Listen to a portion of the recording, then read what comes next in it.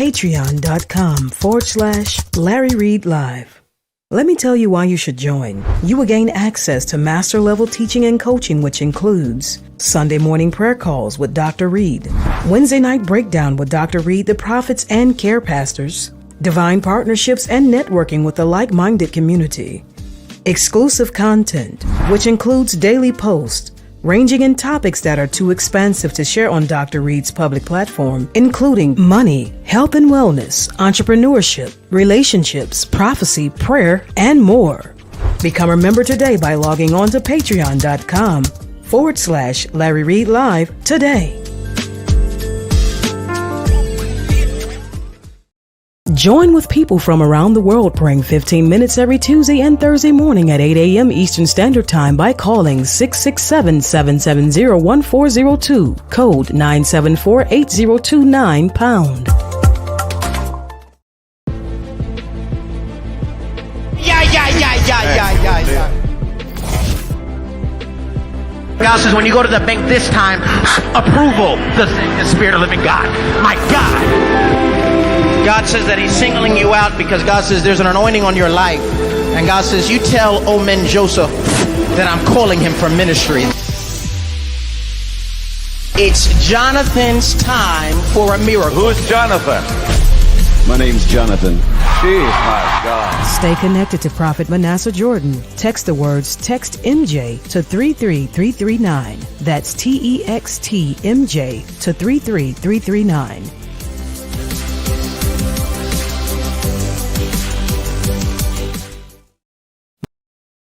Multimedia personality, comedic commentator, songwriter, recording artist, spiritual leader, and actor. Catch Larry Reid on the BET Plus original series Kingdom Business and on American Gangsta Trap Queens. Streaming online at BET.plus. Stay connected to Larry Reid Live. Take a moment and like the Facebook page, subscribe to the YouTube page and hit the bell. Text LRL to 404-999-7527. That's the words LRL to 404-999-7527. And get notified when we go live. Become a member of Patreon. Log on to patreon.com/Larry Reid Live. Sign up, then download the Patreon app and turn on your notifications. Get connected today.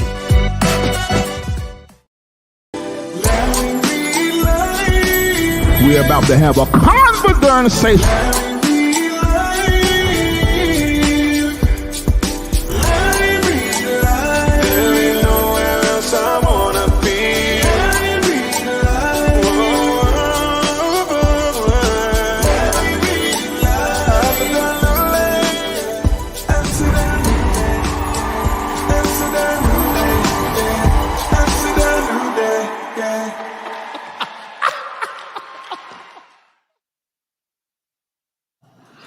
Hey, my name is Larry D. Reid, and I am the host of a Larry Reid Live, your most favorite digital entertainment news and talk show that's out here on these social media streets.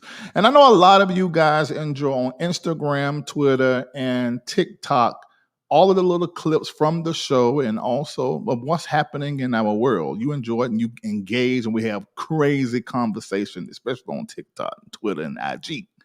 But I want to invite you, everybody, to follow me on all platforms and even watch the long form show that airs simultaneously on Facebook and YouTube at the same darn time.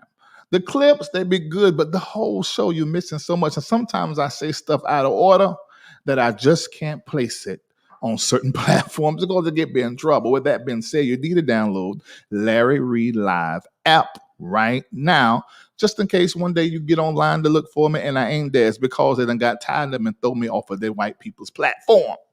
So go ahead and download Larry Reid Live, the app, right now, so that you can always see what the hell I'm this darn discussing.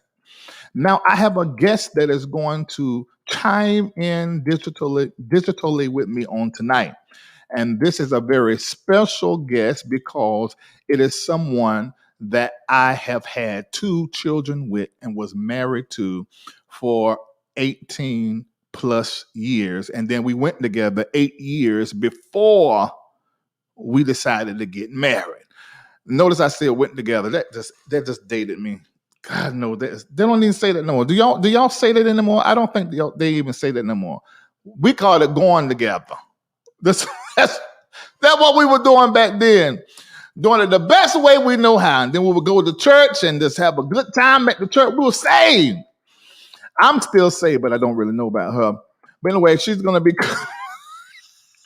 I know she's gonna say something about that, but she's gonna be coming on. We was actually disciplining the children. She was on the phone.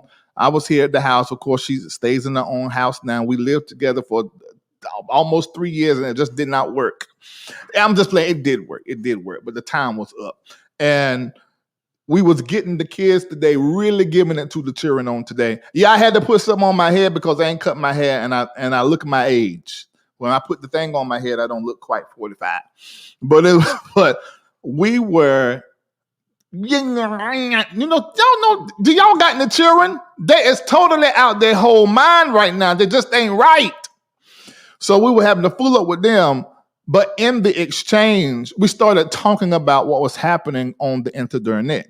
I said, Lisa, why don't you just come on tonight? Because I wasn't going to do no show because my back is hurting and sitting up ain't all that comfortable. I have to sit like at an angle. I found out that I have 4 bulging discs, but I'm going to handle it. It's going to be all right.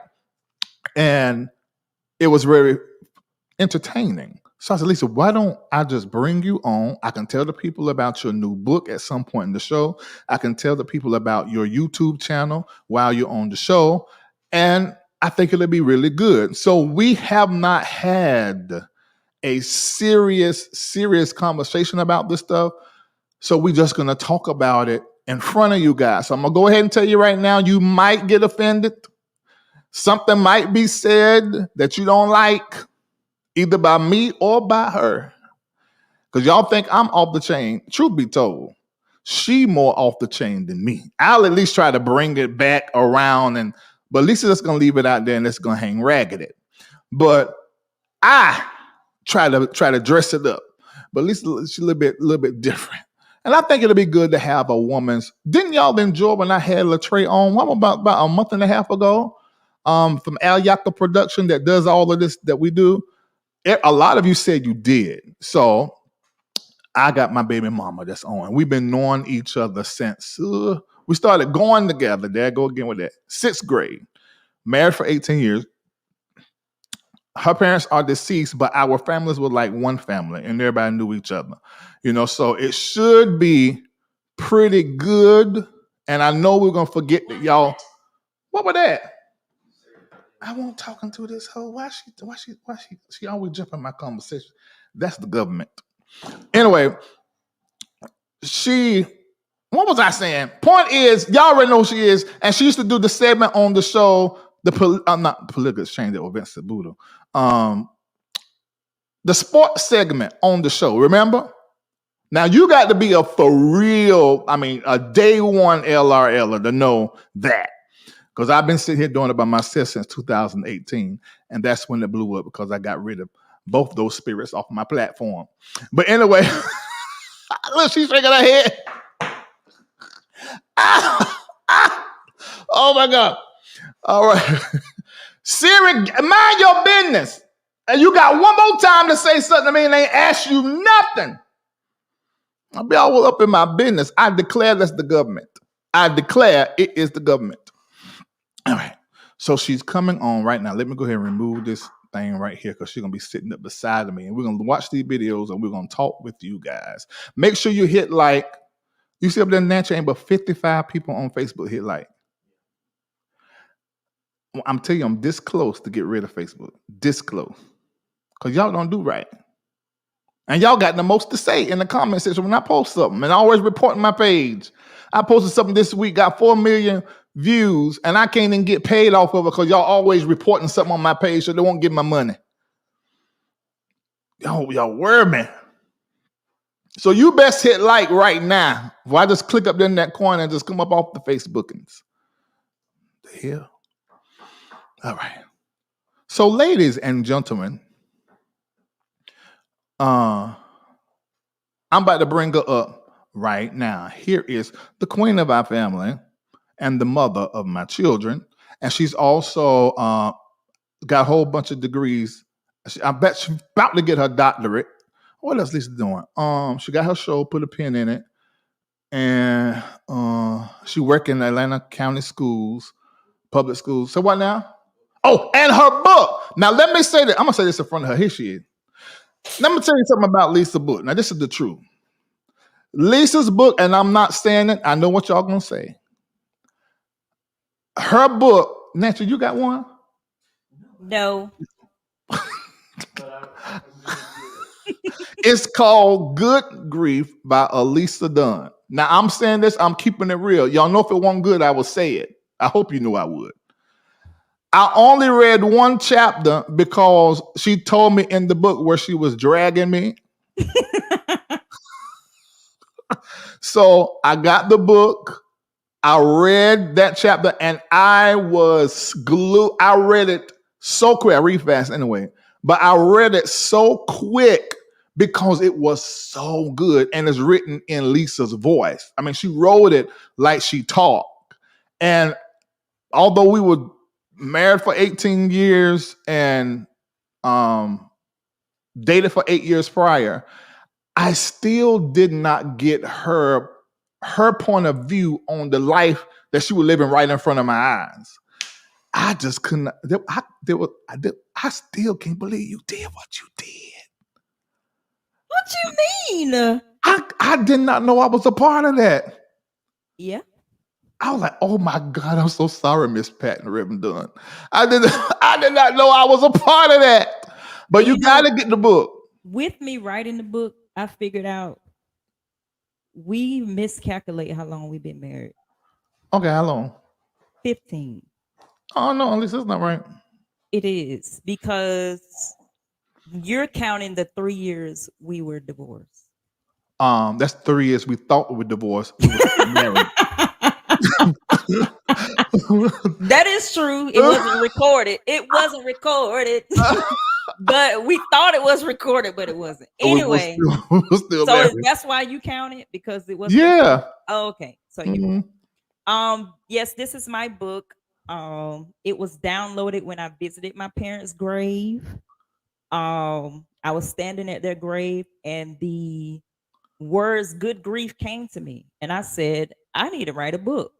Mm-hmm. So somebody said, "I'm confused. What they mean?"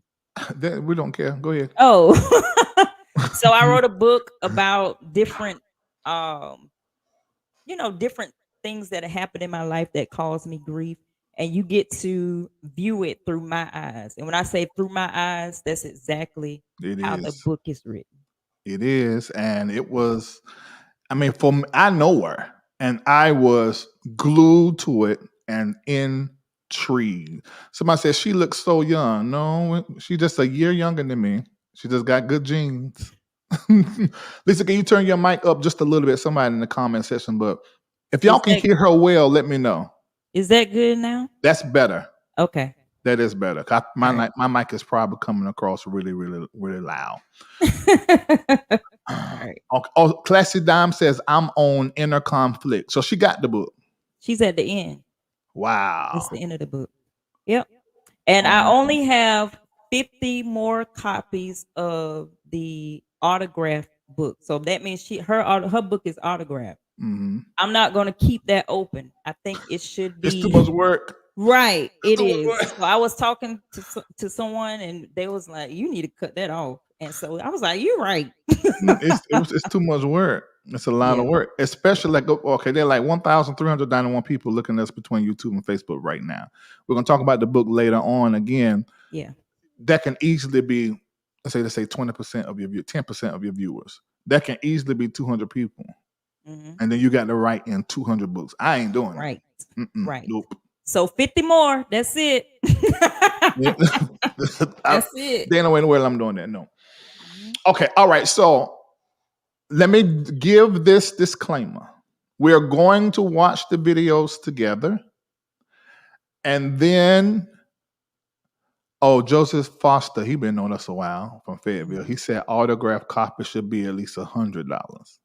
I agree with that. Look at Lisa's face. That's a lot of work, Lisa. So he one of them prophets. No. No, I'm not gonna do that. But it is higher, but it's not $100. Well, okay. Somebody said, get a stamp. Yeah, That's my that'll work. autograph in it. No, what? But I really write in the book. That's what I did. So yeah, I really write in it. And if I know you, I write stuff in it that you and I would know. Like there's a person on here that we bantered back and forth about the Lakers. I wrote something in her book about that because that personalizes it, you Yeah. know. So. And since you do that, it definitely should be $100.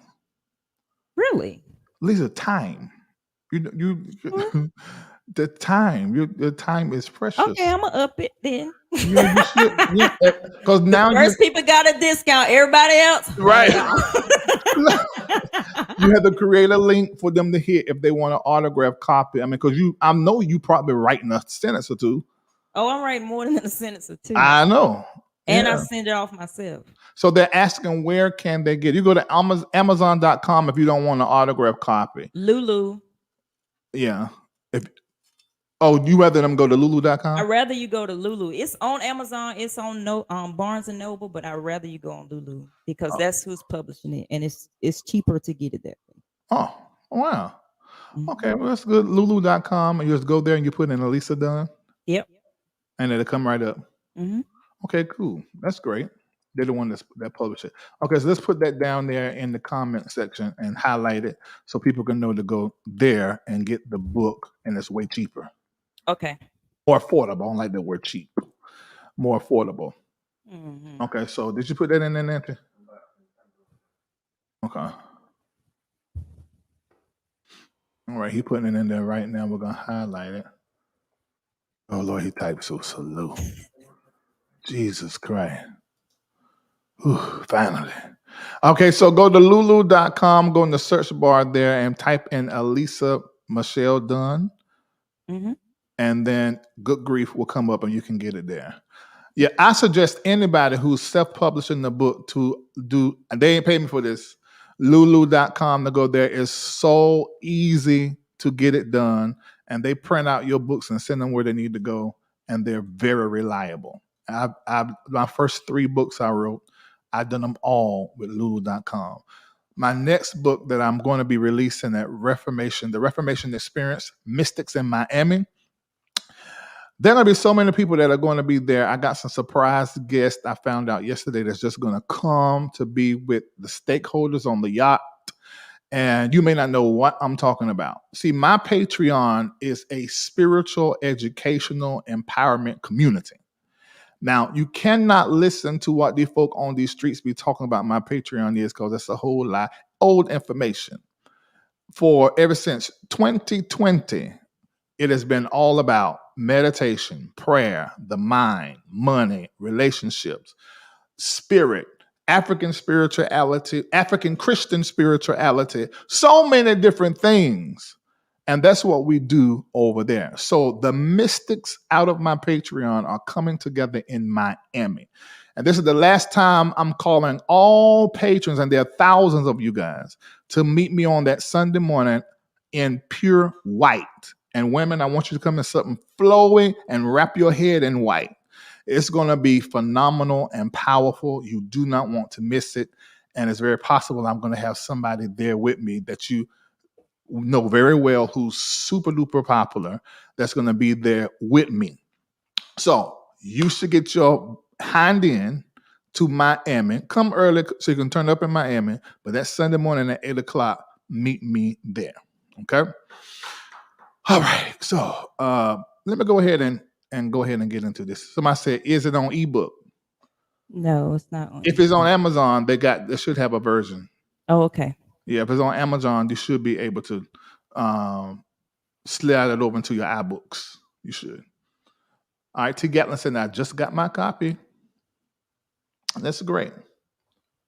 All right, so let's go ahead. I miss seeing you on the lives at Alisa Dunn. Well, see, that's why you need to go sign up right now. Go to her YouTube.com, type in, what is it? Put a pin in it. Put a pin in it. Yeah, put a pin in it in the search bar, and her YouTube comes up, and you can follow her there because she goes live every week. Every Tuesday at 7 p.m. Every Tuesday at 7 p.m. All right. So, yes, you're going to want to get my book. I'm going to go ahead and tell you the name of my book.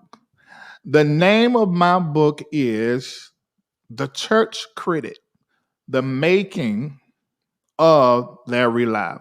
We talk about my work of shattering the stained glass windows of the church. And I actually go through some of my biggest stories, and I explain to you what was my purpose behind the story and share some parts that I did not share publicly. And it's all in the book. The book is loaded. It's so loaded. I've been working on this with someone out of Australia, and it's going to be beautiful. It's going to be amazing. You're not going to want to not have it. God, it is called The Church Critic. But y'all do know, yes, a lot of people has been referring to me in the community industry as a prophetic church critic. It is actually something that I first heard sort of articulated by Bishop Neil Ellis from the Bahamas. He went away and said he had a visitation from the Lord about me, and he had a conversation with me about my work prophetically. And so it's going to be great. It's going to be good. I'll talk to you more about it later on. All right. Lisa, which one you want to do first? Okay, we got Prophet Love It video that Tim Clinton put up and talked about. And I know there's a lot of people been talking about Prophet Love It a lot. Sarah Jake's wig malfunction, or was it staged? Because everybody's saying two different things. And also, let's start with the Baptist Church. Yes, let's start with that one. That's just both of us raised Baptist. We can relate to what happened here. All right, thank you. Mel Dobb 80 said, I just ordered my book. Yay! That's great. Kendall's going to put the link for the autographed $100 book in here. Oh, okay. And you later. What? So I already had a link. I just had to change the price. Oh, so you just changed it. Mm-hmm. Good. That's what I'm talking about. That's right. While you were sitting here, I changed. That's right. It's okay. All right. Okay, thanks for texting me. I was feeling a type of way. What Michael talking about? He talking to me. Tell me I want a book. Well, why would he feel a certain kind of way? Because he don't have one yet. Well, that's his fault for buying them. He need to go buy one. Why he think you supposed to give him one like you did me? No, he said he gonna send me the money and I'm gonna get it for him. Right. I didn't have to buy mine. I'm not supposed to have to buy mine. What the hell are you talking about? Let's go with the Baptist Church. I'm ready. Girl, I'm trying to sell your books. You better let me do what I do. I'm letting you sell it. I am. Okay, so there's no ebook on Amazon. So Lisa, make sure you get that in. Okay. That's something you got to do to get that done. All right, let's go.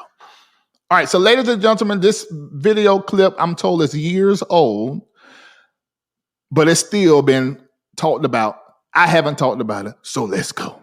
Here it is. Attention, Tim Max.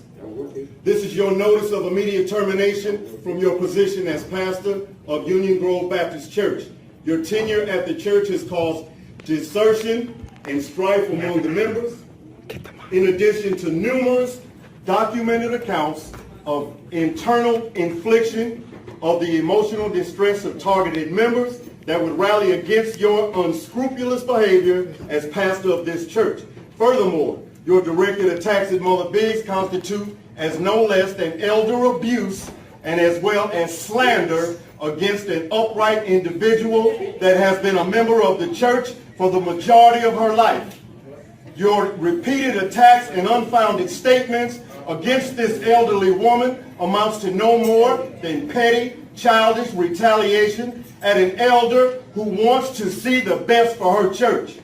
Your negligence in the positions that you hold, as well as undocumented credentials for the position that you hold, provide all evidence necessary to have you removed from the position as pastor of this church.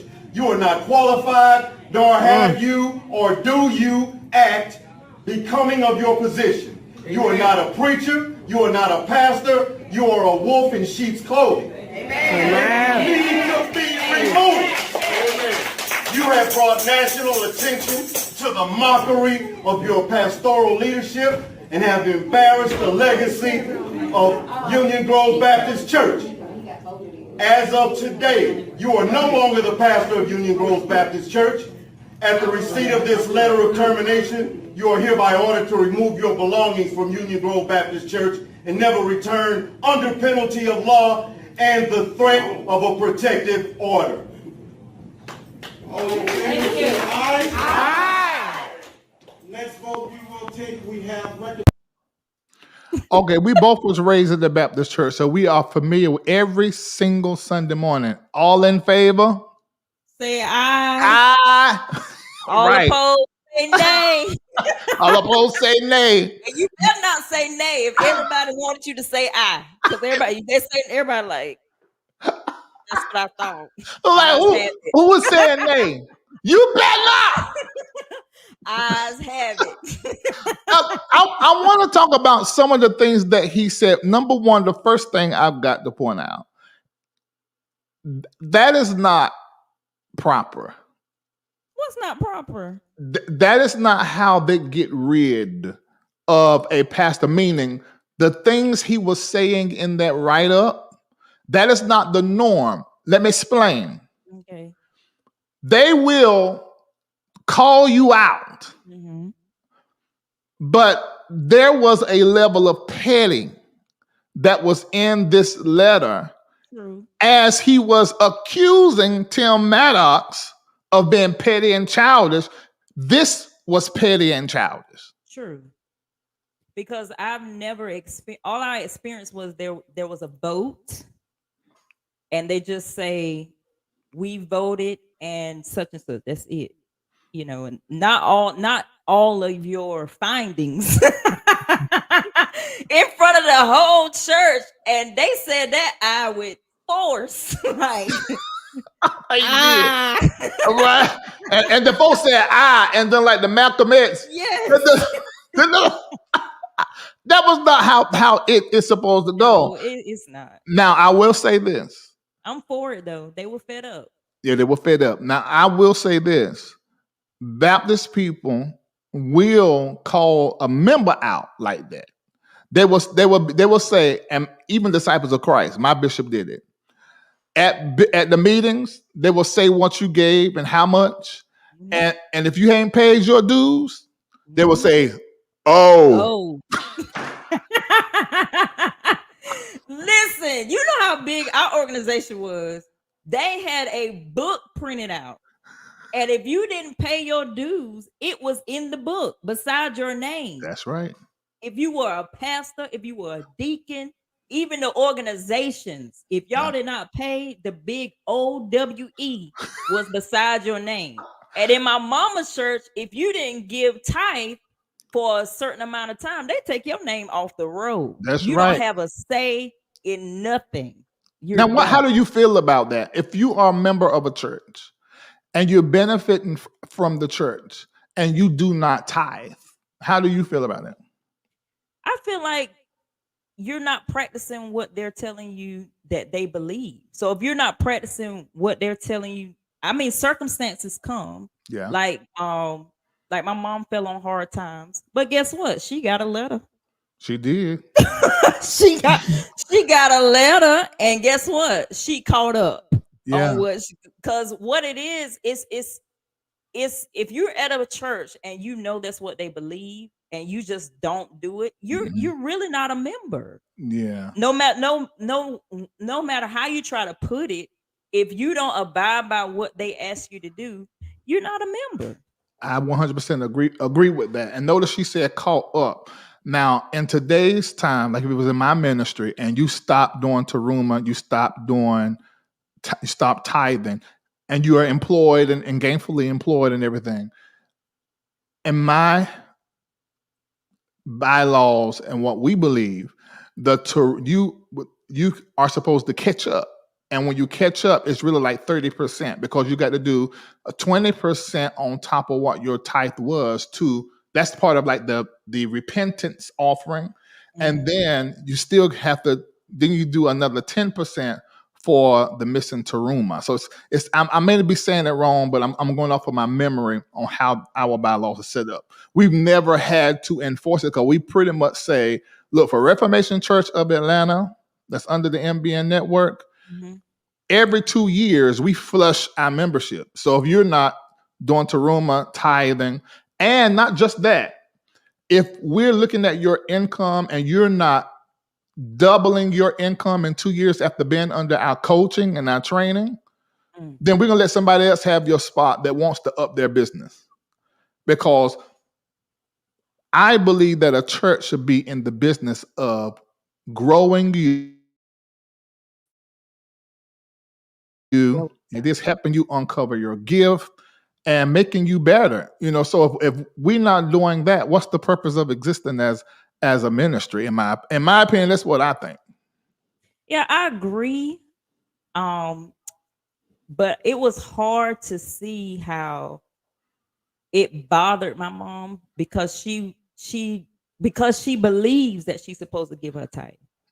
So when she fell on hard times and she got that letter, she was scrambling. But guess what? She figured out that she was spending some stuff that she didn't supposed to spend. Right. And so she just owned it and paid back. She gave back tithe. Now people don't do that. They just start where they left off. They just start. But she paid. But it's biblical. She gave her back tithe. And when she did that, the state paid her. I think they owed her back pay for about 2 years. Yep. And it unlocked that. But see, that's the thing. People don't understand because people say, well, it's all about money. No, money is the lowest form of prosperity. Everybody put that in the chat. Money is the lowest form of prosperity. So if you understand that, a person who cannot follow financial character, conduct, who's not giving teruma to somebody that's their teacher. I'm gonna tell you, I wouldn't listen to nobody on the internet to where they can't tell you who their coach, their prophet, their spiritual nexus is. When you are handling your money properly, you are a candidate for prosperity. So it's the lowest form of prosperity. So it's almost like once you pass the money test, the financial conduct test, at that point, now you're ready to go into some serious wealth and prosperity. So everybody that be like, why is it always about money? You're the exact kind of person that Reformation Church of Atlanta, the MBN network, my Patreon do not want. Because you don't get it. You don't get it. I've taken a person, I can tell you, so many people who came to me making $20 an hour or making $50,000 a year or $100,000 a year or $200,000 a year. And by the time I finish with them, sometimes as little as 12 months, me and my team that's implementing everything, the principles that I live by, double or triple. But the thing is getting people to step out on faith and do it. And once they do it, man, it's a spiritual law. Right. That's the heaven gonna open up. So your mama did exactly what the scriptures say. You supposed to pay it back. Yes, she did. Yeah. And once she did, it opened for her. So. Yeah, it did. That's just how it is. I'm so sorry for all of y'all that's in the chat that had to feel another kind of way. This is how it is. Now, another thing, so they blamed him up for their childishness, but they were. And then another thing he said, that his credentials weren't proper. I'm like, wait a minute. So you mean to tell me that this man y'all hired, because you know how the Baptist church is. Now listen, this has happened. I'm not going to say what church because I don't want them to I would like to know. I remember being told that this person walked in the church, because they get right hand of fellowship. Walked in the church, got right hand of fellowship from another organization. They knew this person from another organization. They came in, got right hand of fellowship, and started working in the church, and eventually became the pastor. Whoa! I don't know how that happened. So I am thinking that this happens more time than none when Mhm. it comes to the Baptist churches, because it's like, but I'm surprised it happened at this organization because of how I know that they run things. And then after a while, they got ordained in that organization. But before that, they was just coming there and operating. Mhm. Wow. But Mhm. see, I think that is, and I'm gonna address this question here because I love when people come in here asking questions like this. I sort of fault the people that was hiring the man. I mean, you got Google. There's Mhm. so many different ways to find out if a person's credentials is proper. But look at the age of those people. They're not going to do Yeah, that. that's true. So in most Baptist churches, you have older. And he said Union Grove. I was like, I think I know Union Grove Baptist There's a Church. Union Grove in our area. So you have to, and I think sometimes those preachers prey on that, which Hmm. I think is not fair. So I Yeah, think that, especially in my mom and church, they're all older. They don't know anything about social media. They don't have cash apps. They don't have none of this. So if you visit their church and you don't have cash, you can't give because yeah, they don't have means. So these people, I think they prey on churches like that. yeah. I believe But that. one thing they don't know, the power of the votes. They gonna get you out of there. All them favor say Ah, ah. all nays say nay. That's what I thought. You ain't Get about your to stop stuff. this. We getting rid of them. Get Okay, your somebody stuff. asked Afraka Sankar. I don't know if she asking for real or being facetious. I don't know how to say it. Do billionaires tithe and pay Teruma? They are prospering though. I'm so glad you asked me this. I kind of need two things I need to say. Every billionaire, hell, every billionaire, I mean millionaire that I know are in operation with the principle of reciprocity. If you just Google people like Oprah, Tyler Perry, even Jeff, and what's the other man over there on Twitter? These people give multiple millions of dollars to charity a year. You are not going to find a millionaire and billionaire who's not philanthropic. This is what the Teruma and the tithe teaches. This is the whole reason. If you look at it from a God room, throne room view, the Teruma and the tithe are like training wheels on a bike. After you learn, like when I first started doing Teruma and tithe, I mean, I was exacting it down to the penny, 2.5% to the Teruma, 10% I was to the penny. But then I graduated from that. And now I probably give way more than that because I'm in the spirit that prosperity generates, and the spirit that generates prosperity, which is benevolence and generosity and willingness to give. I always been a giver, but not the way that I am now. So you will not find a billionaire or millionaire who is not working in that universal law of reciprocity and being generous and giving. So this is how you should look at it, Africa. As Teruma and tithe are my training wheels until I get into the understanding of this willingness and openness to be generous, not just to the church and the prophet, but as relates to the whole community. So it's like training wheels. Do everybody understand that?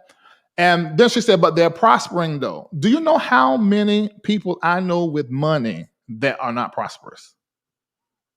Because money is the lowest form of prosperity.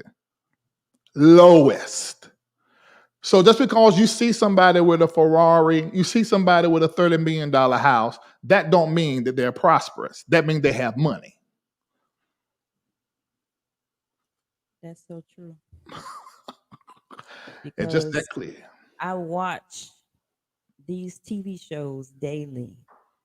These Mhm. people got money, but their quality of life They're not prosperous. is horrible. I watch it, be entertained, but Mm, and it's the character right. and their love life. Right. I don't want that life. No, that ain't what I want. I want to be prosperous. I want to be wealthy in my soul and wealthy in every sense of the word. Yeah. Amen. Yep. Okay, next topic. All right, that was done. But we're doing a little bit of everything because we are. What you mean? I'm just saying. I mean, but we're See, going. you're not a sports person. There's something going on right now. Oh my! God. Well, why don't you just tell me that? Come on, I'm good. Somebody gonna be on my page telling me about it anyway, so it's okay. As long as it's not the Lakers, they lost, so it's all good. Oh yes, Naita, morally bankrupt. That's Yes. sad. Okay, all right. Naida got my book too. Yeah, she got it. She got your book. Mm-hmm. All right. So the next one, let's do Prophet Lovey. Okay, let's listen to what Tim Clinton put this up. Who's like a radio broadcast. I don't know if he's still doing it, but he'll always be that in my mind. He's to bring topics to Radio 1000 in Ohio, Cleveland, Ohio, and we used to all be on the radio together. And so he posts some things sometime to talk about stuff. So let's look. Oh, fourth quarter, Miami winning by 10. Come on, Butler. Okay. All right. That's a shame. She got me hurrying up for a darn game. No, don't hurry up. I'm just saying. And I'm selling your book. Read. I'm just. I don't understand that. Okay. I'm not. I'm ready. All right. I just felt like it was over for that. It won't over. I had some more stuff to say. What you have to say? I don't know. Exactly. All that favors say I. We need to move on. Type I in the chat. I. If all say nay. Exactly. I have it. All right. So let's go ahead. Prophet Lovey. He's been on. I see y'all saying I. Every last one of y'all saying I ain't gonna forget. I am not gonna forget. Please. You tried it. Okay, so anyway, all right. So let's listen to Prophet Lovey. And I'm gonna go ahead and tell you, yes, y'all know I love Prophet Lovey. He is such a beautiful soul. I need a backdrop on him because I don't know him. Lisa, I interviewed him. You must have missed the interview. I done it. He told his whole life story. Because he originated in the music industry, rapping, writing. That's where his money come from. Oh, okay. Yeah, some like huge songs. He don't say the songs, but I know the songs. So that's where he's been a millionaire since he was in his 20s. Oh. Yeah. Mm-hmm. I'm talking about a millionaire. Not a brand new one, but been a millionaire for years. Yeah, so millions upon millions, but he just got married this past weekend too. Okay. Yeah. Okay. All right. Here we go. Let's go. Everybody says sex before marriage is a sin, right? Mm-hmm. Show me one verse that says that. There is no verse that says that. There is no explicit verse that says that. Yeah. You know me, I'll tell you the real. I'm not going to hide. I'll tell you the truth. Yeah. There's no verse that explicitly says that. But we know there are consequences of doing that outside of marriage. So we are trying to escape those consequences because it can put you in a place whereby you may never recover from it. You will end up in sin and you can't come out of it. But is it explicitly considered a sin? No. What is explicitly spoken as a sin is if you are married, you sleep outside of your marriage, now you are into fornication, and you are into that is an explicit sin, condemned by God.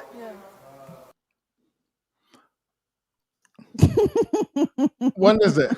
I'm thinking I'm gonna let you go first, but because I'm gonna go ahead and tell everybody. I do like them, but if somebody's wrong, I'm going to say that they're wrong. You know, I've done that with my friends on this platform before. So I'm gonna let Lisa talk first, and then I'm gonna say what I gotta say. What you think? Well, he said festival. He's talking like this. But I'm just saying, I guess we're gonna have to wait and see. I don't know. Because he's saying that fornication is not wrong. That ain't what he's saying. Let's listen again. That's what I heard. But, right, because you were hearing, but Okay, let me not look. let's listen again. Let's everybody listen again. Let me close my eyes. But he says sex before marriage is a sin, right? Show me one verse that says that. There is no verse that says that. There is no explicit verse that says that. You know me, I'll tell you the real. I'm not going to hide. I'll tell you the truth.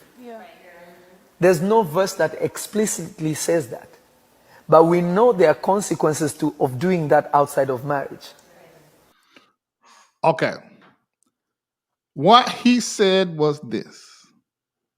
There is no scripture that says sex before marriage is a sin. That's what it's saying. Why all our life we hear flee fornication? Come on. But you got to break down in the proper context what fornication even is. That's a whole separate show. Break it down for us then, doctor. No, not you wanting me to hear and get off the thing. No, I know you want me to break down that. The next topic, and this is a hot topic because fornication for me right now is we just gonna have to see. Lisa, there are people you can be now this is gonna mess with some people. You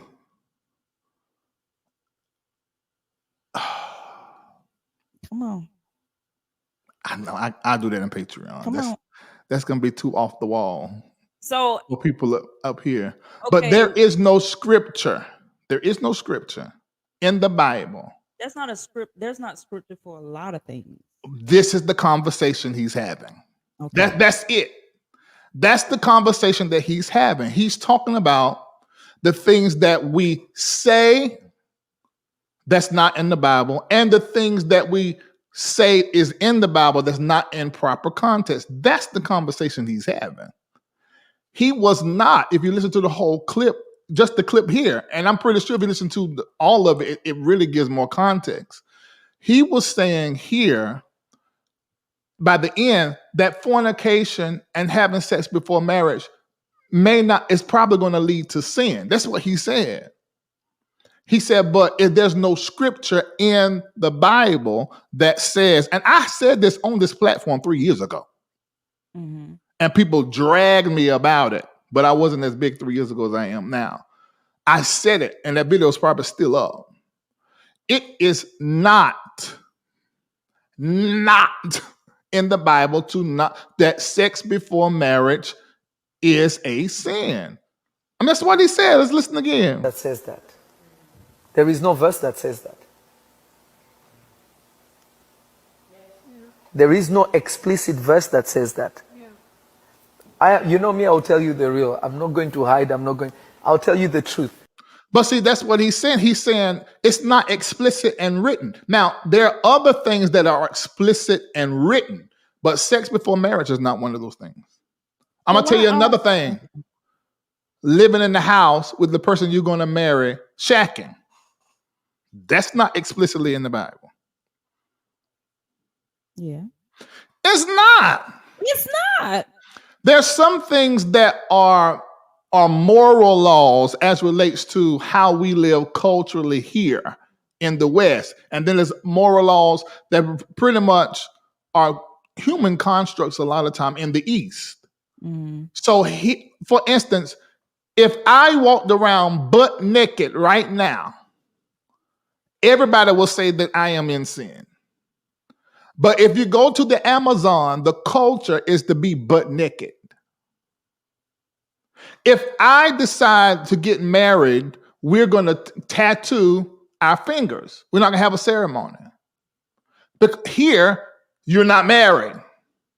But in another place, you're married.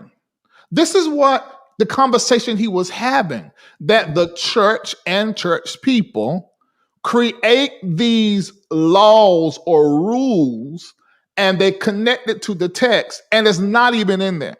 That was the conversation. Okay. But that ain't what I heard. I know. What I heard was he's giving me the okay to have sexual intercourse as long as I'm not doing it outside my marriage. That is what ears that is not going to dive into it that quickly. Right. So I need him to be more aggressive with with his presentation if that's what he meant. So if He that's said what it clear to me. When I listened to it, it was he clear. did not say it clear, and he's He did. He said it's not explicitly in the text. Let me listen again. Let's listen again. For marriage is a sin, right? Show me one verse that says that. There is no verse that says that. There is no explicit verse that says that. You know me, I'll tell you the real. I'm not going to hide. I'll tell you the truth. There's no verse that explicitly says that. But we know there are consequences of doing that outside of marriage. So we are trying to escape those consequences because it can put you in a place whereby you may never recover from it. You will end up in sin and you can't come out of it. But is it explicitly considered a sin? No. You heard it. Yes. Let me say this. This is the great. He said it's not in the Bible, but if you do it, it will cause consequences. Yes. Now, and that's consequences, meaning the sequence of events after that sexual experience are not going to be pro, they're going to be con. So it's a con sequence. So this is very clear. But you see what just happened with Lisa? Thank you, Lisa. Is because what I said to her, see, the Holy Spirit cannot bring you a revelation that is beyond the preaching that you are hearing. Because I said what I said first, when she went back and heard it, then she heard it. What this clip shows is that most people in the church in the pew are not being taught at the proper frequency. So there is dull hearing. Now, I know y'all don't like that because you're not gonna sit here and call me no dull hero. But listen, I had to get through all his accent. Then he talking like he trying to sneak around something anyway. So I was already guarded when he started talking. So leave me alone. I'm not a dull hero. Please. But Lisa, I'm just trying to say, but you, because of what I say.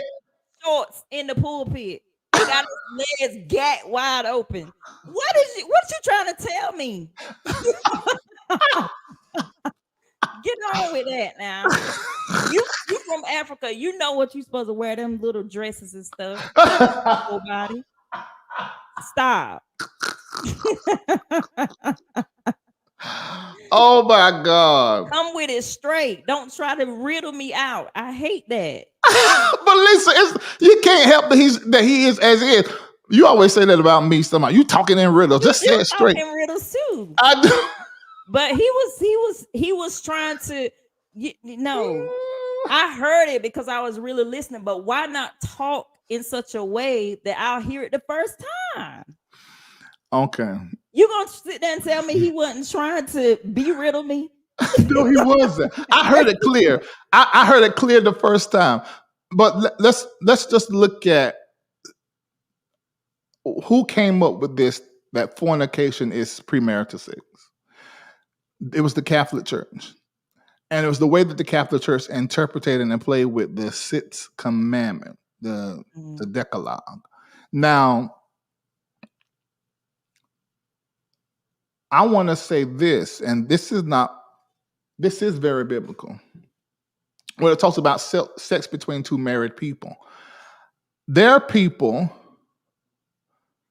who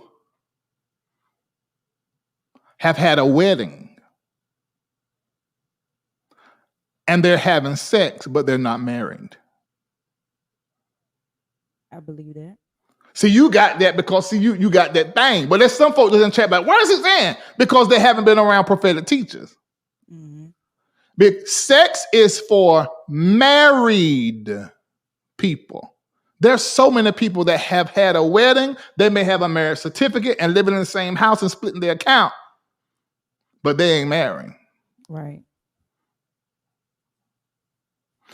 But the Bible says explicitly when it talks about marriage, it's talking about the sex between married people. That's the context that the King James Bible talks about sex in. When it comes to this sacred book of our religion, it really matters who is teaching you. It absolutely matters. Because you can get it all wrong. I have come to the conclusion. We just all gonna see. In the end, we just gonna see. I mean, because things have changed so much. We just gonna see. Like, yeah. I've said that to God many a times. I guess I'm just gonna find out. In the end, where I stand.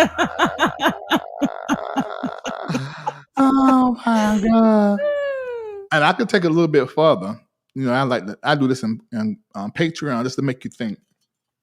So if there are people who've had a wedding and on the paper they're married and they're having sex, these are two unmarried people having sex. By the Catholic Church definition and some of you guys' definition, they're fornicating.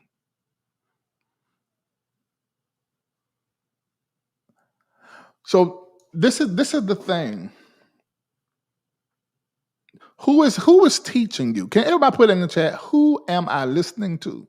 Because that matters. How you're going to show up out here in social media. It does matter.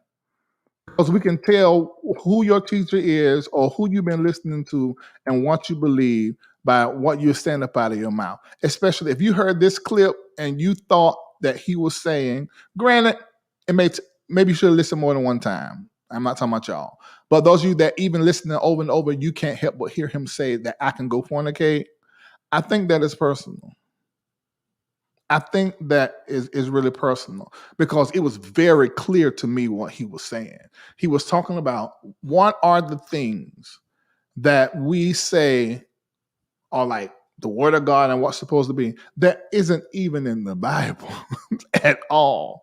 And just making stuff be whatever you decide to be, whatever your pastor, whatever your denomination say. You know, so that is pretty interesting to me. Very. Right now, 55 minutes. I need to go back to 55 minutes mark. That's when me and Lisa was talking about this. I'll make a clip out of it. Okay. Let me see what's been said in the chat. All right, we only got one more thing to talk about. Okay. Yep, one more thing. Are you ready? I'm ready. Finkia L. Lewis or something said, I'm not listening to this new church stuff. That's all right. If what you believe and practice is working for you and calls you to show up as a great person, a loving person, and it just works, continue to do that. I think that if we would just all sit, because I've done it, if we would just all and sit and think about the things that we were taught, we would be, if we would be honest with ourselves, we would just be thankful that you were given some guidelines. Yeah. I think the way I was raised may be a very unique female. But all of the things that I was taught, like don't show your shoulders, don't show your legs, don't show it. It brought upon a body shame for me, and I have a beautiful body, but it's constantly a reminder of you're not supposed to do that. And I constantly have to tell myself, okay, Lisa, it's okay to show your arms. It's okay to show a little bit of your leg or whatever. But I was taught those things, which is going to segue into what we're about to talk about next, because that would have never happened. But I'm just saying, I think some of the things that we were taught, it don't throw it away because it was guidelines. But Yeah. as you get older and you get educated more, and those, you just know that they were just guidelines. It's not something that you absolutely have to live by. That's great. That's great advice. That is really great advice. I often say, if you throw it away, you don't have any roots. And so I've not thrown away nothing that I was taught, meaning I have built upon things and expanded, but I didn't throw it away because of my roots. Not going to do that. Let me see what this is saying. Jada Marie says, so is masturbation a sin? Because that's been up for debate for a long time as well. Where is the scripture? Well, the scripture that they use, Lisa, what you doing?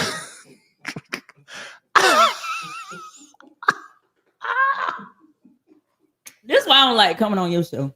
What? These people say any and everything. Let me say this. You're not going to like my answer. The scripture that they use is the story of Onan, but it's an improper, I forgot the proper word in seminary they taught me to say, but that is not, it's compared to apples and oranges. Yeah, improper exegesis, you can say that. That ain't proper. Onan, the reason why the Lord whipped his ass was because he didn't do what the hell he said. He said, you need to go put this inside somebody, and you spill it on the ground, so you ain't following what I'm saying. So that's not even a proper scripture. Anybody who uses that scripture, just understand that that's where they're at in their revelation and understanding, but it's not true. Masturbation, just like a list of other sins, I'm going to say sins, that people talk on, in itself, by itself, standing alone, is not a sin. But to some,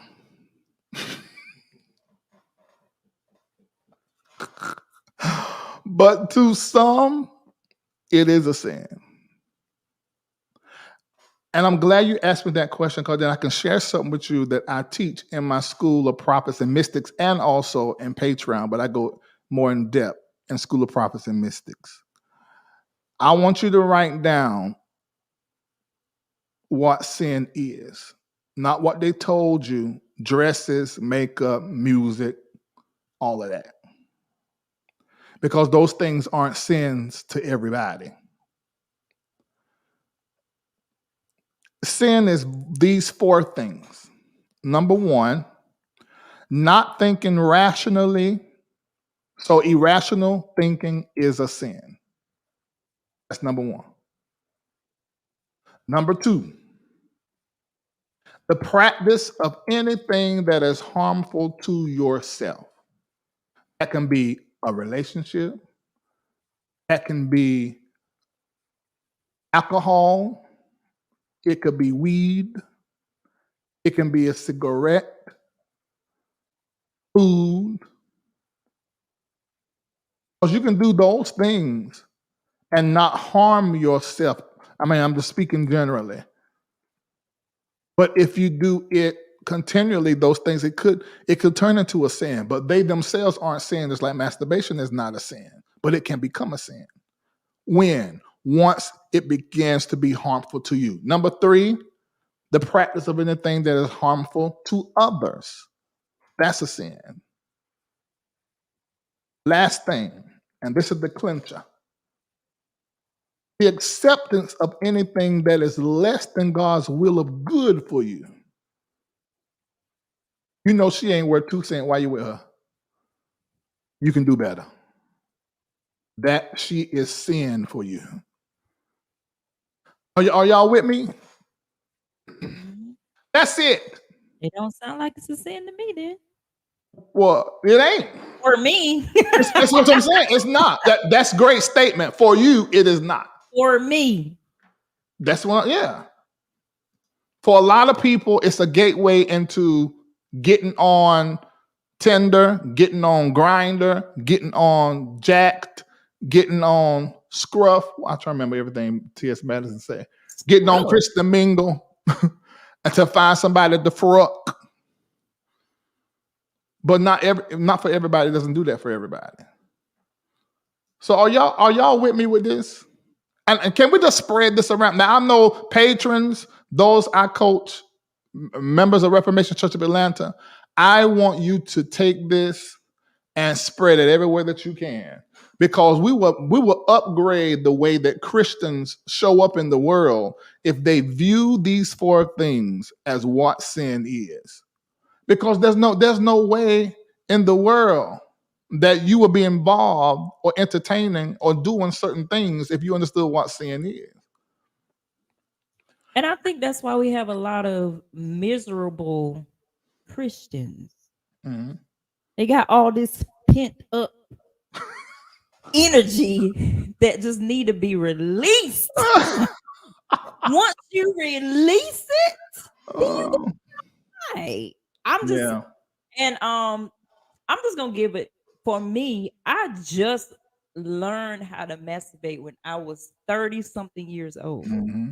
Because all of my life I felt like it was a sin. Yeah. And I found out through masturbation, I learned that what I like when I do have sex and what I don't like. But I didn't know my body, So, I mean, I ain't saying that I masturbate every day, but Right. there are some times when it's just pent up. Right. Especially if you're not in a relationship to where you can have that type of ministry for your body and for your psyche and because you're talking about dopamine shots, you're talking about the release of certain chemicals when that happens, and also exercise. You burn a lot of calories when you are having sex, and it's heart health to have sex. So I know some of you are not going to agree with me, and I understand that, because the moment I say something that's revelatory, your cognitive dissonance turns on, and your church brain says, fight that because it's unfamiliar. And so I get that. But see, with my degree, I have a bachelor's degree in psychology, Mm-hmm. and they taught that masturbation is normal. Like they teach you to tell your clients that sometimes that is what they need. They're not saying that you supposed to watch porn and do it, or one of those things, because I don't do that. I just know and it probably will open up a door for you and be a sin to you, possibly. Right. I don't watch porn at all. Mm-hmm. But I'm not gonna sit here and lie and say that I don't masturbate, because I do. And so, but it's only during those times where I am very stressed out. I don't have an outlet. I'm not going to go sleep with anybody. So I just know that it's time. And when it's time, I do it. Right. And I go to sleep. Right. Sandra Clark says, Larry, I remember you saying that we needed to redefine sin. I've been saying it for years. I love how you break it down, because some things are put in a way that we can't live, but only exist. Oh, I love that. Great way you said that. Prophet Foster says, if you don't climax, is it still a sin? Why are you gonna do it and don't climax? That don't make no sense. I'm gonna say this to women. I think women should discover their bodies. I think women should explore their bodies, find out what causes you to bust a nut, find out what really causes you to just squirt, and you need to find all of that out on your own. So when you are in a relationship with a man and he makes you do that, which a lot of us don't have the education and the wherewithal to do that, or the experience, and he makes you do that, you are going to connect to that man because of how open your soul was when you were with him, and make a spiritual attachment. And that possibly could be the man that's not really fit for your future. So you need to discover yourself first before you move into something like that. Mm-hmm. Let's see what else.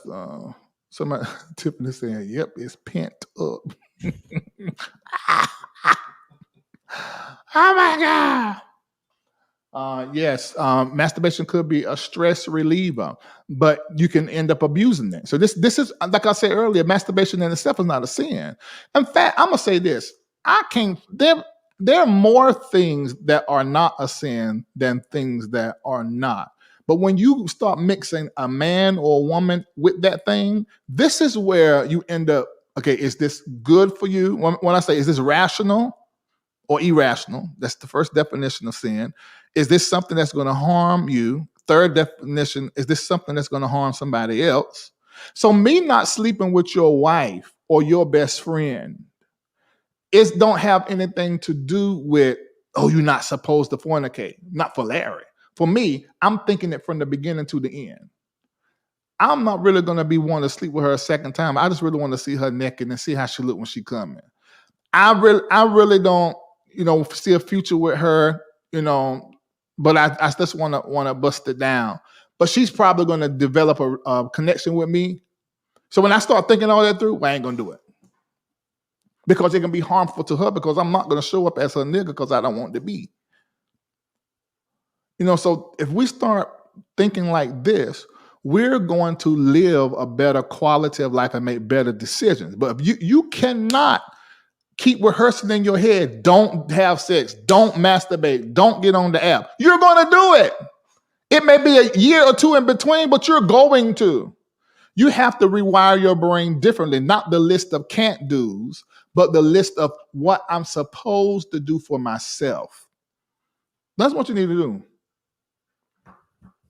No. Somebody said, Lordy. I love this. Masturbation keeps me from sending that hey big head text. Noah, she ain't no good for me. Oh my God. Oh my God, I love that. Oh, I know what that's about. Oh, what's up with you? I said that the day to Lisa. She said, why you say that to me like that? And my children, my daughters heard me, and they were screaming. I said, it won't like that. I'm asking you what you had to do. No, I told her, I said, what you got to do tonight?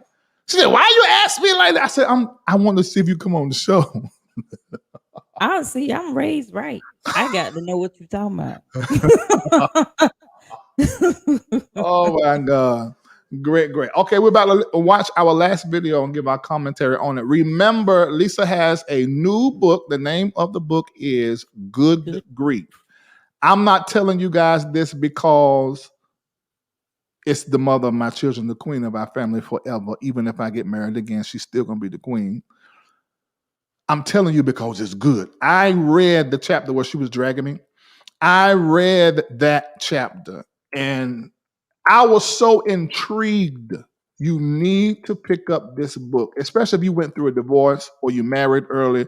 You got that youthful childhood marriage and now you're in another marriage. You may be having, Miami won, Lisa. I saw it. See, I'm trying not to, you the one distracting me. I already seen it. I'm trying not to disrupt the show. Yeah. So get her book is on Amazon. She wants you to go to lulu.com and type in Good Grief Alisa Dunn and get it. But if you want to have it autographed, there's a link that was just put in the chat. She's going to autograph it. There are only 50 left, $100 donation. You will be able to get it autographed. And she writes you a message between you and her. At least what I used to do is write a prophecy, the word of the Lord. I'll put in there. You should do that. If you just ask the Lord, say, God, give me something for this person that will go to their heart. He'll do it. Just open your heart and listen. I know he will. Yeah, that'll be good for you. But I ain't you, Reid. I know he will. Lord. I said something in somebody's book that was prophetic, but come on. Yeah. Somebody said, at least is Larry emphasized that you dragging him in the book. I did. And I have a right. This is my testimony. I finally got it out. Yeah, because she always say, I tell it.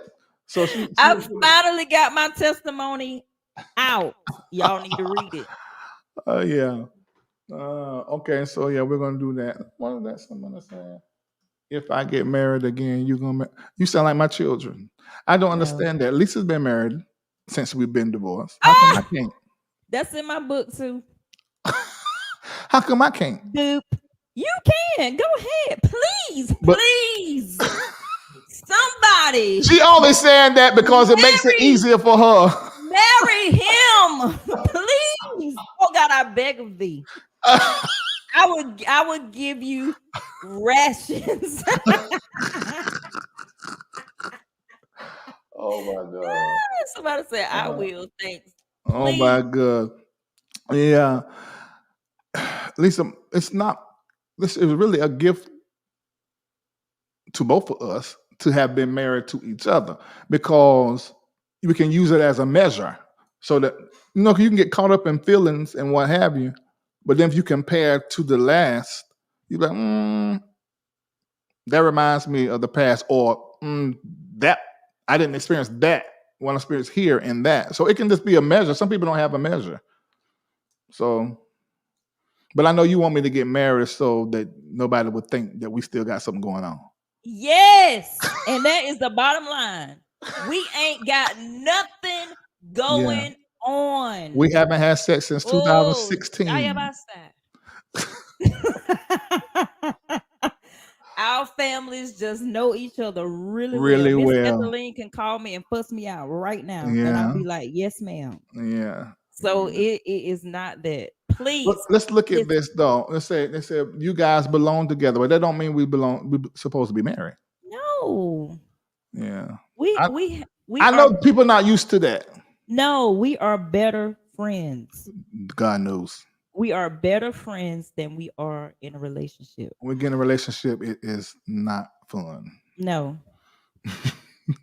It's not. It's nothing against him. We're just two different people. We are two whole different and I have found out what I like and what I don't like. I want to cuddle. Reid is not a cuddler. I'm a cuddle right before sex. That's it. And that feels like I'm a whore. It's just not. No, I don't want that. I want a man that is all about me in this day in my life. I do. What's wrong with that? Ain't nothing wrong with it. Is that what you want? There ain't nothing wrong with it. Thank you. There ain't nothing wrong with it. We are friends. Oh my God. I mean, people please clip this and put it on your page. They just don't believe it. I don't know why. But people that don't know us don't believe it. But people that be around us, they know. They know that me and Reid are just friends. At least I'll let you answer that.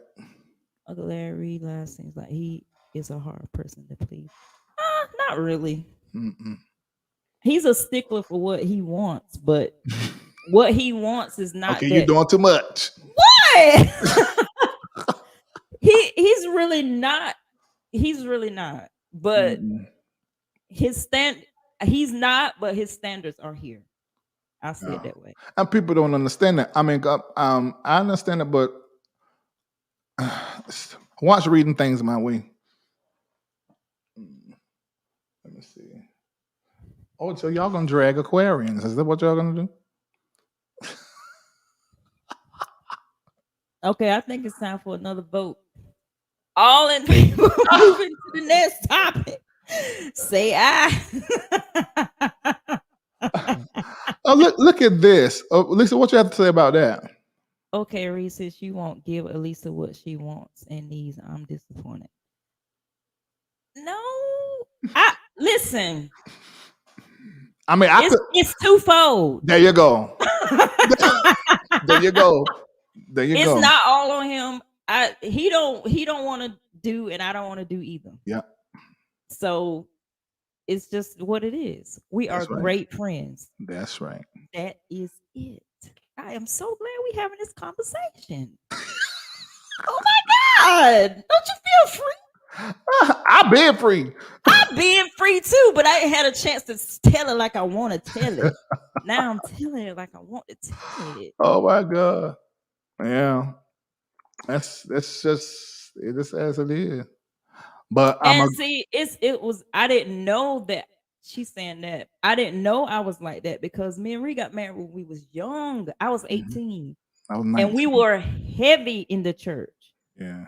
And so all the things that we are telling y'all, what other people say, no fornication, no oral sex in the bedroom, no masturbation and all those things. We practice that. Mm-hmm. Now, people don't believe me when I say I did not suck Mm-hmm. peen. People don't believe that, but it's true because that's what we believed. And she, last I know, she doesn't like oral sex. She don't like to receive oral sex.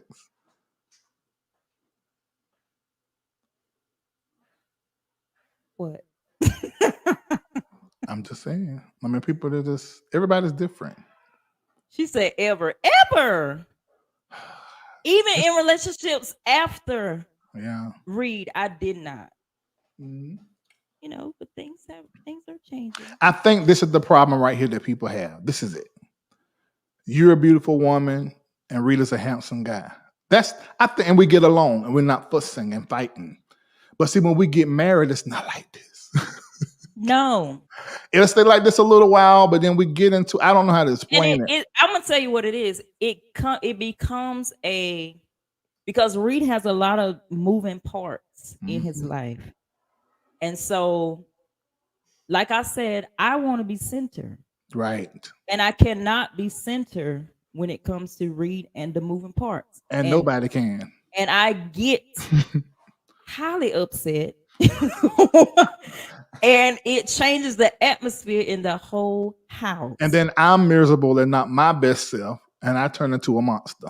Yeah. So we just and it's just better if I just get treated by somebody that was, Yeah. Because I can't. I put up with it when we was married because I thought it was the right thing to do. But all the while, I lost myself, and I talk about that in the book. I lost myself. Don't tell too much, but let me get the book. I'm not. Hold the book up. Make sure you get the book.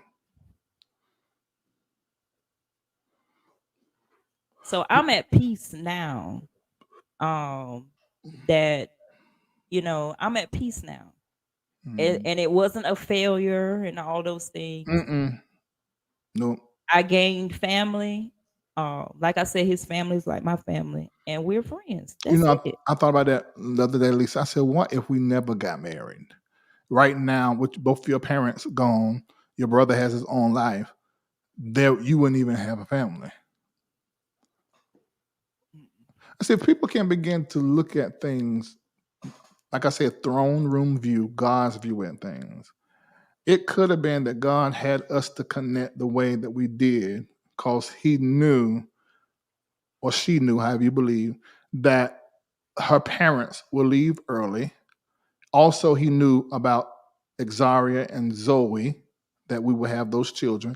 And he also knew about the ministry that we would do together and the businesses, and all of the problems we have solved together, helping so many different people. That could have been what it was for, for that time. And we still can right now get something done if it needs to be done. And we don't have to be married for that. Yeah, we don't. Yeah. So, and we just can work together when it comes to get something done, so, and I think people just aren't used to that. And there are a lot of marriages that don't have that, maybe you need a check. Maybe the person that you married, in order for me and Lisa to be happily married, I would have to be unhappy and she would have to be unhappy. We would have to choose the marriage. So you would be unhappy. I would be happy. Yeah. Yes. Right. Exactly.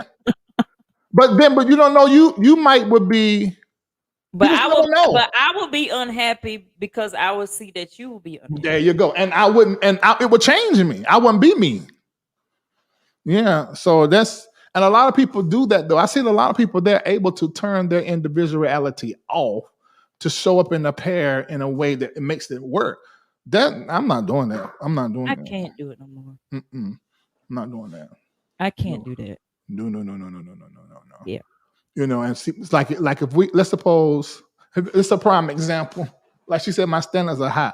Like if I'm up and I'm doing a prayer, and she work. Why you have to choose prayer? Yeah, because this was a. Why you have to choose? But it was an prayer? issue, So, and then she worked late and she's not gonna get up for prayer. I have a problem with that. I'm like, you my wife. You should be up praying and prophesying in the pulpit just like everybody else. That is what I want. That isn't what she want to do. It don't make her any less saved or any less whatever. It's just that she's her and I am me. Another example, flipping around. If it was it's been 4 or 5 months and I done been to everywhere. And then our anniversary come, my birthday come, and we just going out to eat in the city after I done been all these other places. And I'm not showing up emotionally and making her all the center and giving her what a man should give, on that particular day or at that particular time. That's going to be a big problem. She ain't going to say nothing, but her energy is going to bring the entire world down.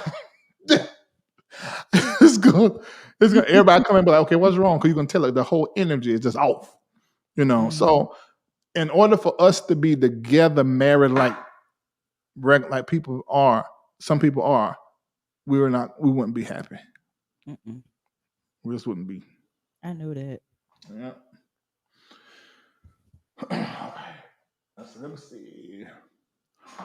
All right. Look, Vonda said you're the most beautiful divorced couple I know. My parents have said that. My parents have said that. My mom and daddy said Mama said if I divorce Daryl, she said I don't want to see him. I don't want to talk to him no more. I said what? I said what you mean? Mm-mm. I don't want to see him. I'm divorcing them for a reason. My mom is crazy. Oh my God. Oh my God. That's funny. My God. All right, let's see. ACTS Production said this Lisa will say something. Yes, she would. The old one wouldn't say nothing. Nothing. Okay, y'all are married right now, just without sex. Marriage is just Please friendship. don't click on her name again. Click it off. Please. Thank you. Next. Lisa! What? What? That she go sit here go piss me off now. Oh my God. Oh Jesus. Oh, just don't. Oh my God. Oh Lord Jesus. So y'all be thinking it's all me, but I done had enough. You sound like your mama when you said that. Mm-hmm. So don't click on her name no more. Click off. All right. We're about to review and converse about Sarah Jakes. Let's watch. A woman with the issue of blood cared about what she looked like. The woman, all right, I'm about to take it off.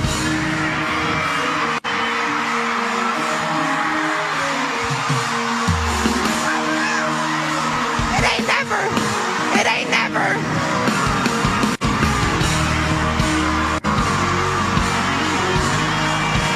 Blood. Well, let's watch. Blood cared about her hair. Do you think the woman with the issue of blood cared about her hair? Do you think the woman with the issue of blood? Okay. What's happening? I don't know why StreamYard was doing that. Okay, listen, I'm interested. It's a woman. I want a woman's take. What did you think of Sarah Jakes' this thing? I feel like she maximized the moment. I'm gonna stand on that. I don't think it was planned, but I do think the moment was maximized. I agree with you. Because whether she touched the wig or not, it was falling off. Yeah. She just took control of the moment and took it off, and then on the moment, but I know her head, she was like, I cannot believe my wig just came off. Like, I just can't believe. And then she was like, and it ain't never trying to get. When did they get so Cause her mama did that one time too. Like, you don't know it. When did they get so I don't want to say ghetto, but when did they get so violent? Well, you cannot be in a position like they are in and not have some kind of a fighter being you, because that comes with a whole lot of ridicule and a whole lot of opinions, and of course their whole what. Who is ridiculing the Jakes? Lisa, there's a lot going on. Sarah right now has been dragged over the internet because she submitted to the court to get her child the rights of her ex and their child, just have his rights just destroyed, annihilated, to where she has all of the parental rights. So she was talked about on the internet. We covered that here on the show. Her sister Cora, all of this drama surround her. Her dad, even, there's consistently talked about all the time. So in order for them to deal with that, they have to have some kind of, and it's there. Definitely got to be there. Now, Cora, I understand. Cora picked up that wig with the quickness and the fitness. So she don't want. I'm using that in my next photo shoot. Oh, my baby doll. Oh my.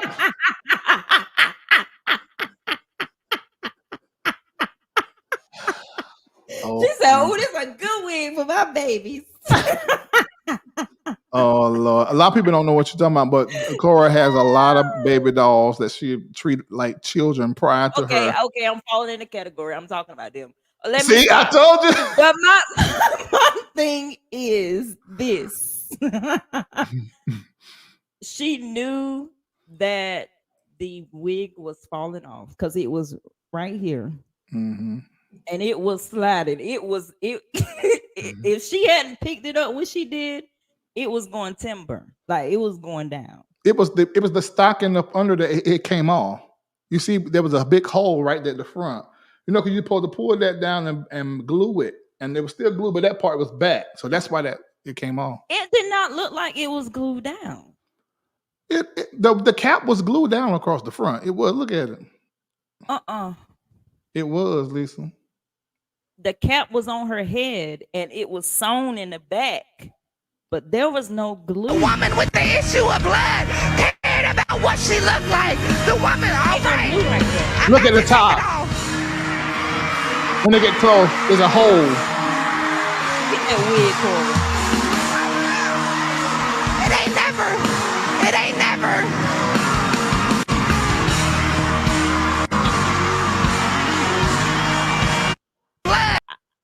I wear lace front closures, and they glue it down. That was not glued. Okay. I don't know what the problem was with this install, but it wasn't installed properly. But my point is this, okay? She maximized the moment. I don't see nothing wrong with her maximizing the moment. What I do see wrong is how everybody just went crazy for her taking her wig off. And then people started taking their wigs off. And their wigs were, at this time, what I seen on the altar, that wig looked like it needed to have been retired a year ago. So I'm trying to figure out why we putting stiff wigs on the altar, and I don't understand. I just don't. I feel like sometimes we go too far when it comes to. I saw somebody say support or whatever. Listen, you've been out of the church thing a long time. For me, it don't matter. I'm just saying. I understand. Because people say I need to see the. No, I saw it. I saw it. But I just don't. I understand her maximizing the moment. I'm not saying don't do that. Right. Because Kiara Shear did it. A lot of people have done it. You know, when she was singing, she took her wig off, she swung it or whatever like that. But start snatching your wigs off because hers fell off. If hers didn't fall off, and she was preaching that, would you still have took your wig off? That's what I'm trying to figure out. And let me just say this, as I know you. You have never been the type of woman to, just because another woman did it, that you're gonna go and do it. Like you No. were a first lady that was different. So, but for most women who go to church, especially where Sarah Jakes is pretty much pastoring in her daddy's stead, those women look to Sarah Jakes, her story about getting pregnant at 14 years old and all different things that she have dealt with. What is it, Lisa? Because I didn't know that. So they I look had to, they look at her a certain kind of way. So her wig fell off, and she put it with her message, said that woman was not worried about her hair, was not worried about her wig and how she looked. She just had to get to Jesus. And then she's like, some of you should use your platform like I'm using mine right now in order to da da da da da da da. So then they took their wigs off. Some of them, not all of them, took their wigs off, like to say, I'm coming to Jesus and I don't care nothing about this wig and I spent this money for. It is dramatic. It is too darn much. But in that world, it's proper. And her doing that will speak to some women. What do I mean by this? It's going to connect some women to her because they're going to look at her and see themselves, because she's not presenting as this perfect speaker to women. I'm a chick just like you. mm. So But why does it take her to do that for me to feel like she's a chick like me? I can't answer that. That is what I'm trying to see. That's what I'm trying to say. I feel like because it was Sarah Jakes, that's why people were saying it's so powerful. Of course. But if it were me, well, I ain't gonna say me. I might, people might take their wig off of me. But if it were somebody that nobody knew, and the point I'm trying to make is it was already back here. So we as women already knew it was coming off. Mm-hmm. And just because you took off what was already about to happen, why does the church go wild? And why are we? I don't understand it. I mean, I'm not saying I don't understand it. I feel like that it was, like I said, she maximized the moment. She did maximize it. A lot of people saying, "Oh, she's so real. I love her." I don't see what my wig falling off anyway is real about that. That's what I'm saying. Just because she took control of that moment, what makes her more real than me? No. And my wig and my lace front is glued down. She's Sarah Jakes. If it was somebody else, it wouldn't have went like this, even if they tried to make it go like this. It's Sarah Jakes. That's what Jakes' I'm daughter. saying. I'm not saying that she didn't preach a great message. I'm not saying none of those things. What I'm saying is I think that people overreacted to the fact that her wig was coming off already. Mm-hmm. And she knew it was. So she was like, okay, it ain't nothing but a thing. It ain't nothing but a thing, we gonna keep this moving, we gonna keep it going, just like the woman with the issue of blood. Yeah. I'm going, I know about that story, Yeah. and they was going wild. And I was like, when I saw it, I was like, okay, cool. I mean, if y'all feel like that is what you need to bring you up out of what you got going on, then I guess if it works for you, yeah, cool. But I just don't. I'm not into. You're a thinker, Lisa. Most of the women in the church are fillers. Well, women are fillers anyway, but the women in the church are like terribly overtaken with what they feel, especially in that sanctuary in the moment. So for you, you've been like, you probably would have laughed. You probably would have laughed and then went on to listen to the rest of what she said and not pulled off your wig that you done paid $1,000, $2,000 for the unit. But Yeah, I think you're a thinker, and I did think like that, but I didn't even voice that when I posted because I remember I'm a man, so I may be thinking like a man. But to hear you say what you said, I'm like, okay, so she's pretty much thinking the way I was thinking. I'm like, okay, this is Yeah, and I hear when I'm seeing people say you need to watch the service, y'all don't know me. I will watch the service and still conclude that the wig was falling off. She took control of the moment, took it off, and was like, okay, let's do this. And Mhm. then the people just, I just can't believe the wig that I saw on the altar. But I'm just saying, I feel like it may be the way I was raised too, that you know, everything is just not, like I said, that would not have happened with me because I'm already checking myself before I go into the pulpit. Mhm. So Mhm. I'm trying to make sure that, nothing is a distraction or anything like that. So if it wasn't planned, who she didn't check herself before she went to the pulpit. That's one thing. And then another thing is, I don't know. You got to think outside the box. People that are not in that world and they see it, they're gonna be like, they're really gonna laugh at it. Mm. Um, or who do her hair, whoever her stylist is fired. Most of Mm. the people that I seen on the outside, like the shade room and stuff like that, that's what they said. That was like, her stylist is fired, her stylist is fired. But us, they're like, oh, it was so powerful, you know she didn't care about her wig. She didn't. I guarantee you, if that wasn't planned, I guarantee you, if that wasn't planned, what was going through her mind was, I can't believe this happened. But I cannot let these people see that I can't believe this happened, Mhm. because that's a lot to take in. Mhm.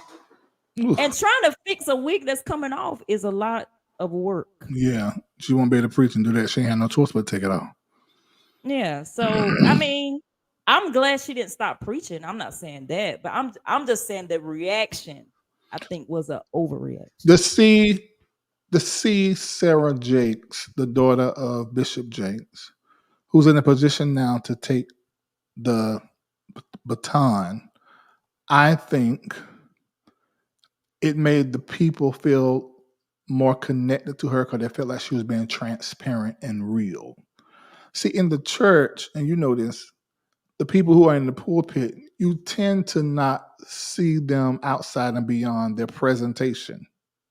And so anytime they say or do something that sort of humanizes them, we always react. I've seen preachers say things that aren't that funny, and the whole Mhm. audience bust out laughing because it's pastor who is saying something funny, Mhm. not because they're actually funny. If he said that somewhere else, it would be corny. So her taking off that wig was like, you better go ahead and be real, cause I take my wig off every single night. You doing it right here at the church in front of everybody. And everybody's going crazy. Right. So that's what that was. It probably felt like she was being transparent. Mm. No, I just think it was a malfunction and she maximized the moment. And it's okay and I think that the more, if we're going to be transparent, I think she should have said that versus, I think she did. I'm not, I think she did allude to something like that, Yeah, she put it in but her it's post. not her. It's always the followers. Just like it's not Mhm. LeBron, it's always the followers. It's not her. I think she did allude to what we're saying. Mhm. She just had to, she couldn't stop preaching, she pulled it off. But others are saying it was a powerful moment. And Yeah, you man, know, that's I terrible. think I think that's where the disconnect comes in at. That's what Yeah, I think. Yeah. yeah, and that makes sense to me because saying it was a powerful moment, you would have to have church brain. Hmm. Yeah, And to there's no see way that it as could have been well. a powerful moment with that music in the background. That That music was tied and through. oh my God. I would not be able to concentrate to preach. It was distracting.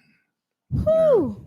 I'm just saying that was so was that like a women's conference or something? No, she just preached some Sunday morning. It's of course it was Sunday was a special day. What was it? Pentecost Sunday? Pentecost. So it was a special, and she preached Pentecost. So yeah. Okay. Well, I mean, I just think she maximized the moment. I'm not saying it. I'm not saying that, she didn't preach a great message. I didn't really listen to the message. I'm just saying in that moment. Mm-hmm. That's it. Yeah. Lisa, thank you so much for coming over. All right. Thank you for having me. I appreciate you guys for getting my book. I could see it come through. Mm-hmm. So thank you so much. And I thought you was gonna do Dietrich then. You're not gonna do that? Oh, I forgot to do it. Oh, it's fine. What did you think of Diedrich and Damarella's video? I think it was all right. And you want me to tell you why I think that it was okay? Because he rented out the place. And I heard people say, if they had done it in the privacy of their own home, when he rented out the place, it was his house. So there you have it. And she wasn't really twerking that bad on him anyway. So yeah, you can tell she ain't used to doing it. She's a church girl too. Yeah, she won't that back won't bent right. Oh my God! Really? Right. It won't. It was not. Oh my God! She's a LA girl, ain't she? So they used to doing the crip walk and stuff. Yeah, like there's that. a way to do your thighs to make it all jiggle. Now that would have been a blessing. Listen, you can't do that, can you? It's none of your business. If you do that, let's go shake everything. It's none of your business what I do.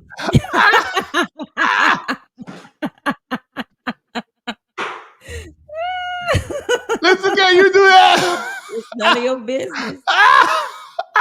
None. Oh my God. All right. I hope you guys enjoyed the conversation. I mean, we do this every once in a while. I don't know. And y'all can tell Sarah to unblock me too. She blocked me. Wait a minute. Listen, what did you say to get blocked? I didn't say anything. I was already blocked. I was going over there to say give hearts or claps or something. I found out I was blocked. That is the worst feeling ever. You sound like Zoe. Oh my God. That was the worst feeling ever. I was like, wow, I'm blocked by association, I guess. Yeah. Thanks. I'm not blocked, but I'm limited. Is anybody else limited? Maybe it's something she got on her IG to where if you newly follow, you can't talk. Maybe that's what. Anybody else go over there and is limited? I go over there as limited. Am I a Scorpio? No, I am a Pisces. Mm-hmm. Someone said she blocked you because of LRL. I just done one story on it. And I don't even think I was there for it. I mean, but I was there for that other story though. But Cora. Mm-hmm. Like some other people got in there. Okay, so yeah, we're specifically blocked. That's all right. It's all right. It's okay. I mean, it don't matter to me. I know. It's all right.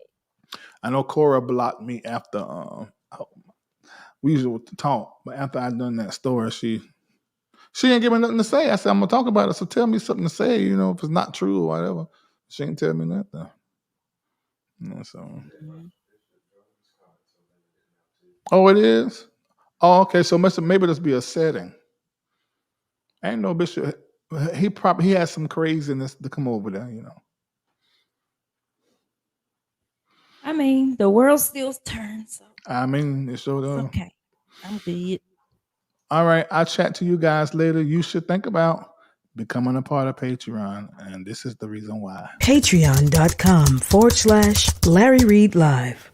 Let me tell you why you should join. You will gain access to master level teaching and coaching, which includes Sunday morning prayer calls with Dr. Reid, Wednesday night breakdown with Dr. Reid, the prophets and care pastors, divine partnerships and networking with a like-minded community, exclusive content, which includes daily posts, ranging in topics that are too expansive to share on Dr. Reid's public platform, including money, health and wellness, entrepreneurship, relationships, prophecy, prayer, and more. Become a member today by logging on to patreon.com/Larry Reid Live today. Join with people from around the world praying 15 minutes every Tuesday and Thursday morning at 8 a.m. Eastern Standard Time by calling 667-770-1402, code 974-8029 #.